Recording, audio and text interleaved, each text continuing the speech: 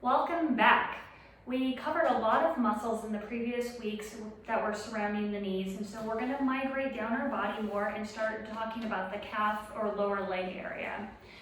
Now, when we think about calf muscles, we often are very interested in getting them to look really toned and muscular.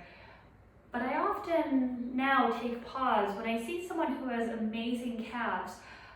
I can't help it but look at how they're walking. We want good, nice, strong calves, but we don't want them out of proportion to the rest of our body. So often when you see someone who has really strong calves, take a look. Are the thighs really strong and muscular as well? Is the butt, the glutes area really strong and muscular? That will indicate if they're balanced. Often what I'll see is the calf muscles are really well defined and large, and maybe they have really thick back muscles, but the rest of their body doesn't have that equal balance. And there's a problem with that, and here's why. So if you are constantly walking on your toes, you're going to develop thick muscles. If you're a runner and you're constantly hitting the forefront of your foot, and that's constantly working, your calf muscles get tighter and bigger and bigger. Now that may seem okay at first, but then what happens is you forget how to sense how to use your quads, your hamstrings, and even your glutes. And it starts to pull your body out of position. So if you're constantly on your toes and your calf muscles are working, guess what? You're kicking in that sympathetic nervous system, which puts you in that fight or flight mode and tightens muscles up around your body. And one of the complaints I hear when I see people with thick, strong calves is they say they're really inflexible. And sometimes they can't get any faster when they're running or when they're walking. And part of the problem is their muscles are so toned, they don't know how to relax them to the resting state so that when they need to use those muscles, they can generate that strong contraction.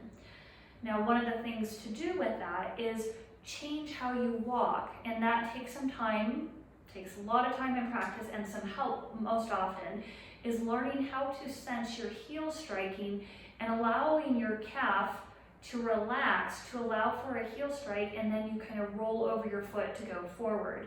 The other thing to do in addition to that is learning how to strengthen the thigh muscles and the glute muscles while giving your calf muscles a break.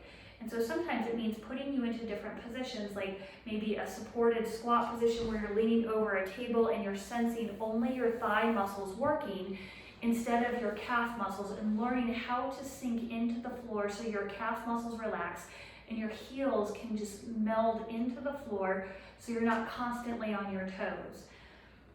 This can lead to more problems, and we'll discuss them in future videos, but I wanted to bring to your attention that calf muscles, they look great, but you don't want them overly done. And this is a problem with women in heels, is when you're constantly on your heels, or constantly wearing heels, and your weight's on your toes, it leads to a lot of foot problems, and your calf muscles look fabulous in those heels. I can understand that. We all want to look great when we're dressed up, but at the same time, we don't want to cause problems for our whole lower extremity in the long term.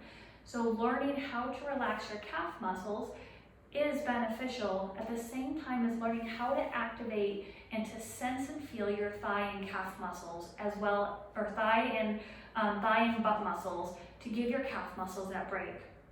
I hope this was helpful. If you have questions about that, please reach out to me, amy@paberinstitute.com, PABRinstitute.com. A lot of times we need that one-on-one coaching, and I'm here for that as well. Give me a holler, I'd be happy to help you. Have a great week, and we'll see you next time. Bye.